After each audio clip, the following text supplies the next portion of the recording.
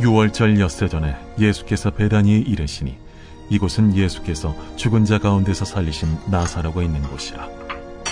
거기서 예수를 위하여 잔치할세 마르다는 일을 하고 나사로는 예수와 함께 앉은 자 중에 있더라.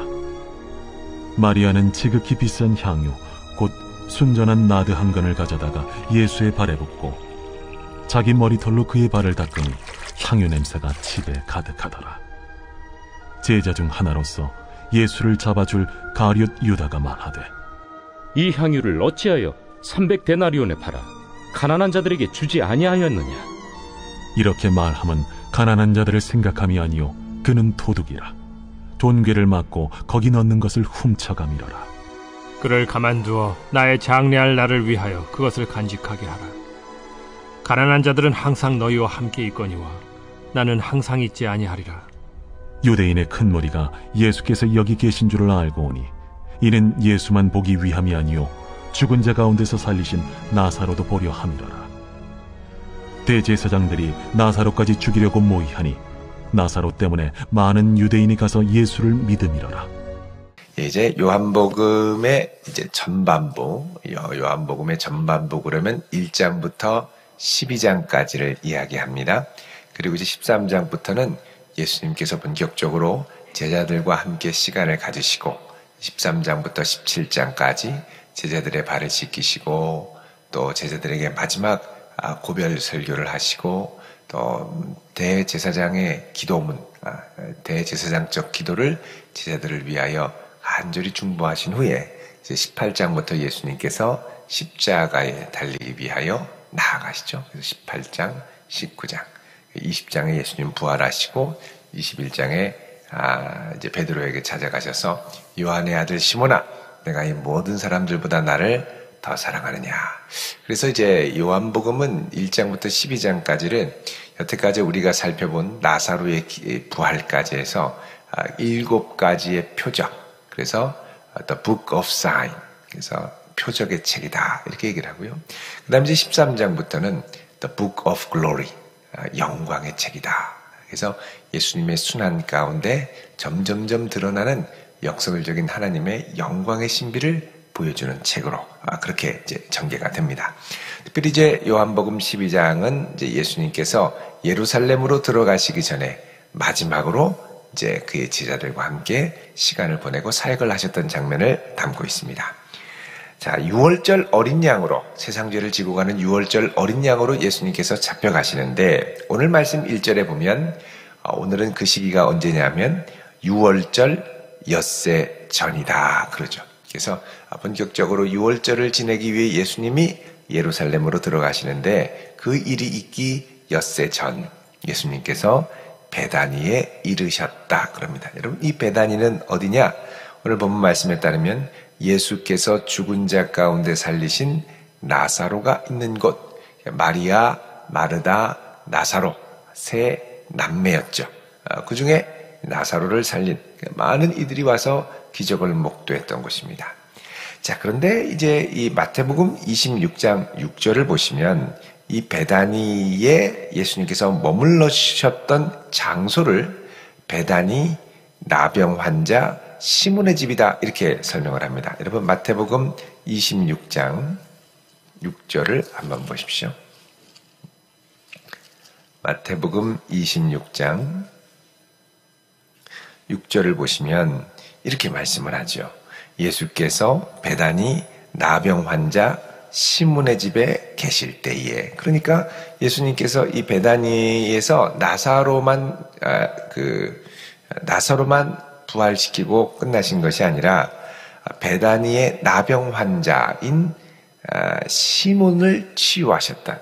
그러니까 뭐 시몬뿐만 아니라 여러 사람들을 예수님께서 이곳에서 기적을 많이 베푸셨던 곳. 이 마가복음 14장 3절도 보면 여기를 뭐라고 그러냐면 베다니 나병 환자 시몬의 집에서 식사하실 때 한 여자가 나들을 가져왔다 이렇게 얘기를 합니다. 향유를 가져왔다. 그러니까 이 베다니는 예수님의 기적을 많이 체험한 동네입니다. 아무래도 예수님께서 나사로를 살리시니까 주님, 죽은 자를 살리신 주께서 내 병도 고치실 수 있나이다 하는 믿음을 가졌던 사람들이 많이 있었겠죠. 그래서 여러분, 우리에게 가 필요한 이유가 있습니다.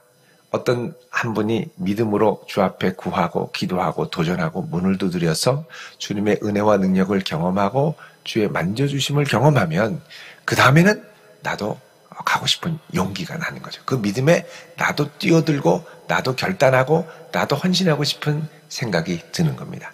그래서 믿음의 공동체에는 좋은 믿음의 모델들이 많이 있어야 되고 또 많은 믿음의 도전들이 함께 있어야 하는 것이죠. 여러분, 우리 각자가 주님의 기적과 능력을 많이 경험하고 다른 이들에게도 이런 놀라운 주님을 경험할 수 있도록 믿음으로 도전할 수 있도록 격려하는 성도 될 수 있기를 바랍니다. 나를 치유하신 주님, 나를 살리신 주님이 당신도 살리고 당신도 건질 수 있습니다. 그래서 함께 믿음으로 주께 자꾸 나오는, 그래서 다른 동네는 다 예수님을 배척했을지라도 베다니만큼은 예수님을 환영하고 환대하고 믿음의 역사를 기대하는 사람들이 가득했었죠. 자, 그래서 이 베다니에 와서 이제 예수님을 위해서 이전에 이제 잔치가 벌어집니다. 잔치가 벌어질 때 마르다는 또 평소에 하던 대로 예수님을 위해서 열심히 일을 하고, 또 나사로는 예수님과 함께 앉은 자 중에 있으면서 예수님 말씀을 또 듣고, 죽었다 살아나니까 얼마나 예수님의 말씀이 실감 있게 아멘 아멘 많이 다가왔겠습니까? 예수님이 천국에 대해서 얘기하면 더 실감 났겠죠. 우리가 잠깐 아쉽다라고 할 수도 있고 안 할 수도 있습니다만, 나사로의 간증이 여기 실렸으면 어땠을까? 그런 생각을 합니다. 그러면 나사로 천국과 지옥을 다녀오다 이러면서 이제 간증 집회가 일어나지 않았겠습니까? 근데 여기서는 나사로 간증 집회가 없었습니다. 이게 무슨 말이냐면, 우리가 체험하는 것도 중요하지만 더 중요한 건 뭐냐?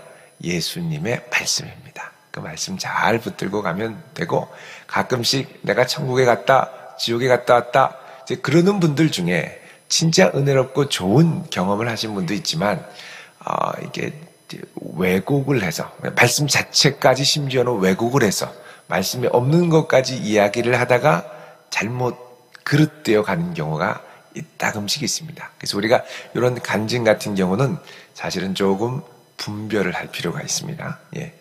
얼마 전에는 이제 우리나라의 그 대표적인 기독교 채널 중에 이제 기도하면서 천국과 지옥을 갔다 왔다 하는 분이 또 최근에 있다가 이게 말씀하고 자꾸 다른 얘기를 해서 무리를 빚은 적이 있었죠. 그래서 신기하고 놀랍긴 합니다만, 요한복음에서는 나사로의 간증이 중요한 게 아니라 이 나사로를 살릴 수 있는 예수님의 능력으로 나중에 주님이 부활하신다는 사실이 중요한 것이죠.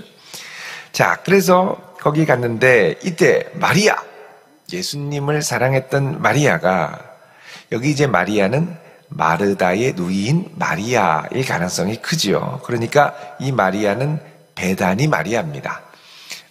우리 찬송 부를 때는 막달라 마리아 본받아서 이렇게 이제 찬양을 했습니다만, 성경에 보면 막달라 마리아도 향유를 붓고 여기 베다니 마리아도 향유를 붓습니다. 자, 어쨌든 간에 여기서는 아마도 이제 베다니 마리아죠. 마르다의 누이, 나사로, 마르다, 마리아 다 있으니까요. 이 마리아가 이 주님이 너무 고맙고 감사해서 어떻게 해야 할꼬 하다가 지극히 비싼 향유, 곧 순전한 나드. 나드는 식물 이름입니다. 아주 귀한 식물 한 근, 식물에서 뽑은 기름 한 근을 가져다가, 한 근 그러면 우리에게는 600g, 소고기 한 근 600g, 돼지고기 한 근 600g 그렇습니다만, 그 당시에는 이 한 근, 여기 나와 있는 이 근의 단위는 리트레라고 그래서 327g, 로마의 중량입니다. 한 300g 정도를 가져다가 예수님의 발에 붓고, 그 다음에 자기 머리털로 예수님의 발을 닦죠. 그래서 향유 냄새가 집에 가득했습니다. 여러분, 나중에 예수님께서 십자가에 달려 돌아가셔서 그 발에 못이 박히겠죠? 이렇게 못이 박히면 이제 피도 흐르고 피비린내도 나고 하겠습니다만, 그 가운데 저는 이제 묵상을 할 때 이 마리아의 주님을 사랑하는 헌신의 향유가 발라진 그 향이 같이 나지 않았을까. 그래서 참 아프고 힘들고 고통스러운 사건의 순간에서도 예수님을 향한 이 마리아의 사랑이 그 발에 배어 있지 않았을까. 그런 생각을 해보게 됩니다.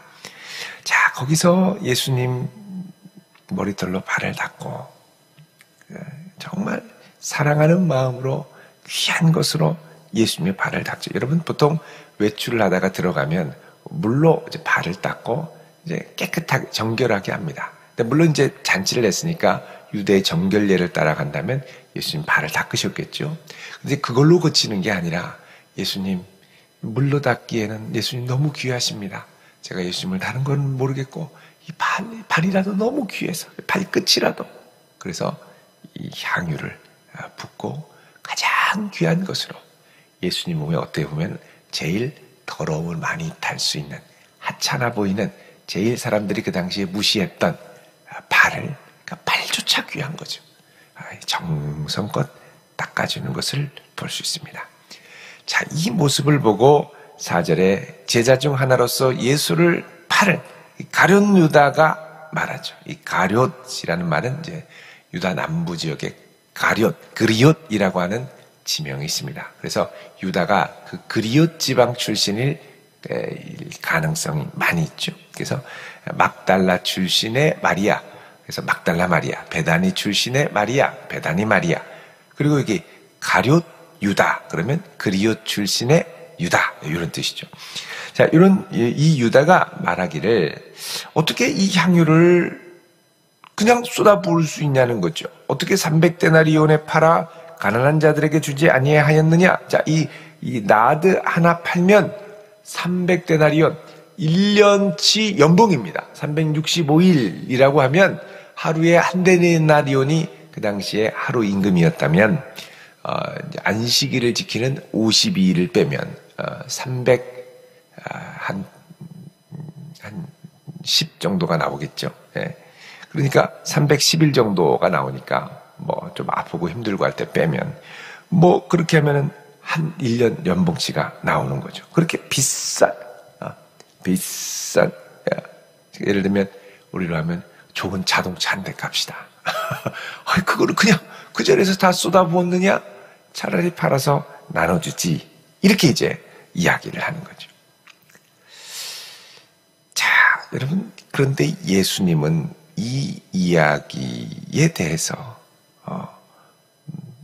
가룟 유다의 생각을 받아들이지 않았습니다. 가룟 유다가 이렇게 이야기하는 이유는 뭐냐? 6절에 가난한 자들을 생각하는 게 아니고 그는 도둑이기 때문에 예수님 제자들의 돈괴, 재정을 맡아가지고 거기 넣는 것을 훔쳐가면서 자기 사욕을 챙겼다는 거죠. 이미 예수님의 전도 여행단에 재정 비리가 여기 있었습니다. 가룟 유다가 이렇게 막 와가지고 예수님 감사하다고 사람들이 와서 갖다 주고 하면 알았다고 하고 딱 주머니 한 다음에 자기 걸 이렇게 싹 이렇게 챙기고 필요하면 이렇게 빼돌리고 그렇게 했던 게 가룟 유다죠. 자, 돈괴를 맞고 거기 넣는 것을 훔쳐갑니다. 그러니까 300데나리온을 헌금하면 우리가 가난한 자들한테 줄 테니까 놓고 가라. 그리고서 300데나리온 가져온 다음에 자기가 딱 챙기는 거죠. 한몫 챙길 수 있는 기회를 놓친 것을 보고 안타깝다, 아쉽다 이렇게 얘기를 하는 겁니다. 8절에 가난한 자들은 항상 너희와 함께 있거니와 나는 항상 있지 아니하리라 그러죠. 가만히 두어서 나의 장래할 날을 위하여 그것을 간직하게 하라. 예수님이 7절에 말씀합니다. 다른 말로 하면 지금 이 마리아의 행위는 너희들의 눈에는 보이지 않지만 이제 내가 꽂힐 십자가의 죽음을 예비하는 상징적이고 예언적인 행위라는 것이죠. 이런 마리아는 왜 이렇게 그 귀한 것을 쏟아부었을까요? 그것은 예수님을 사랑하는 마음으로 무엇이든지 나에게 가장 귀한 것을 그냥 해드리고 싶은 거죠. 예수님을 사랑함으로 무언가를 해드리고 싶은데 표현할 방법은 없고 그게 뭐냐? 가장 귀한 향유로 예수님의 발을 가장 깨끗하고도 향기롭게 닦아드리는 겁니다. 발 돌아다니는 건데 먼지 많이 묻고 부정한 것 부분이라고 생각해서 늘 발하고 손을 닦지 않습니까? 그런데도 예수님 사랑하는 마음으로 깨끗하게 닦아드리는. 그래서 여러분, 이 마리아는 정말 귀한 제자도의 모델이 됩니다.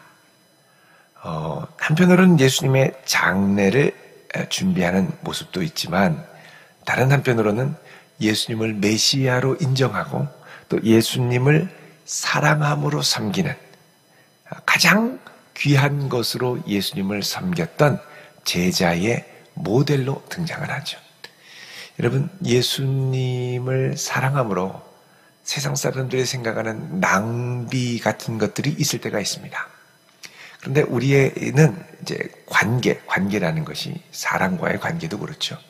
관계는 그를 위해 기꺼이 나의 것을 낭비할 때, 소비할 때, 내어줄 때 자라게 되어 있죠.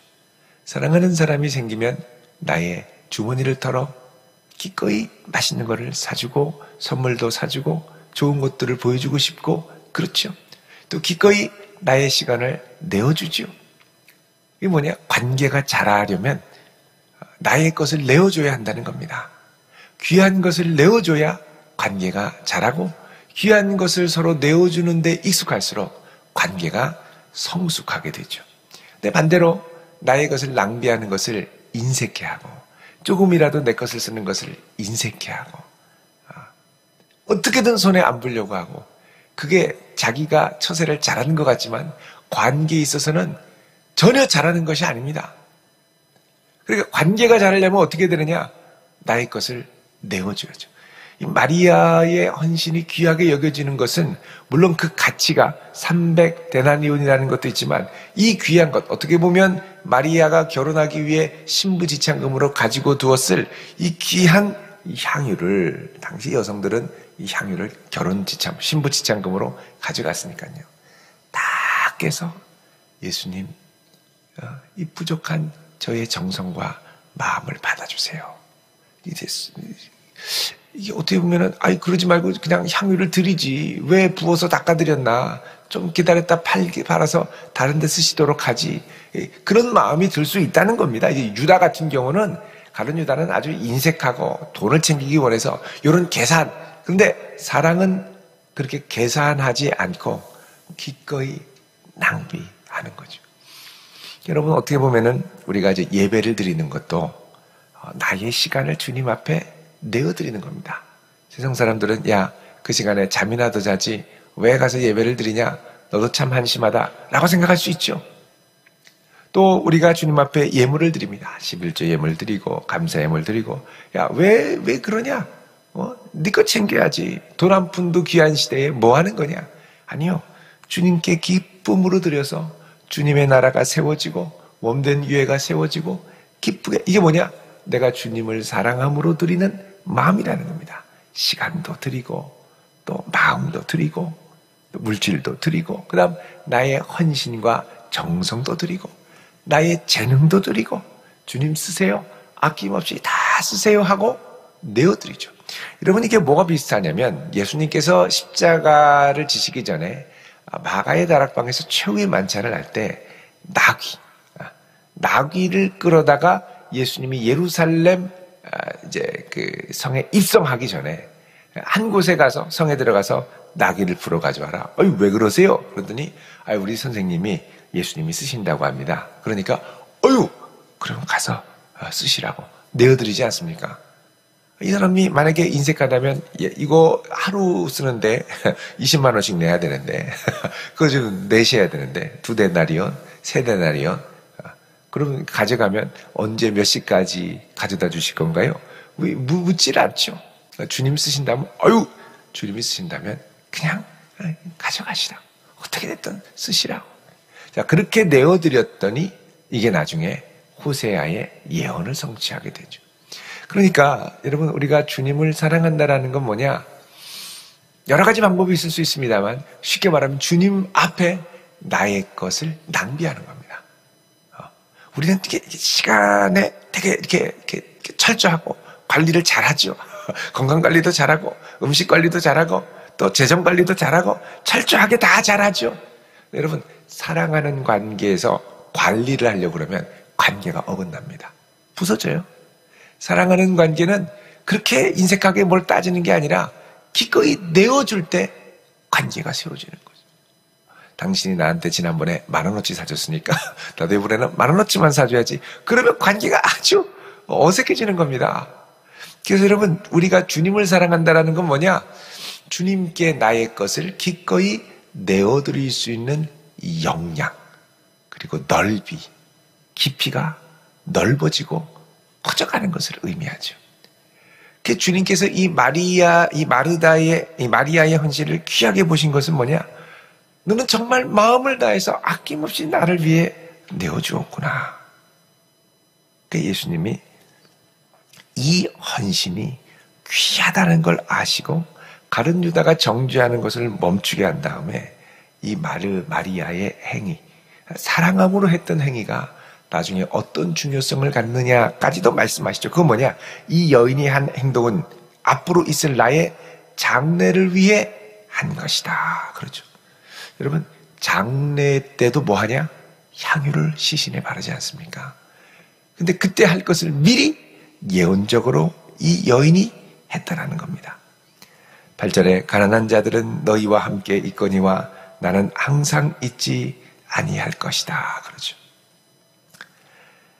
자, 이렇게 해서 많은 이들이 함께 주님께 나오자 이제 사람들이 나사로, 예수님이 죽음 가운데 살리신 나사로도 보려고 오고 믿게 됐죠. 10절에 대제사장들이 나사로까지 죽이려고 모이하니 나사로 때문에 많은 유대인들이 가서 예수를 믿음이니라. 그러죠.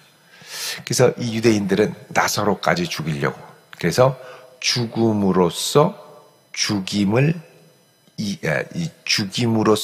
자신들의 목적을 달성하려고 그러죠.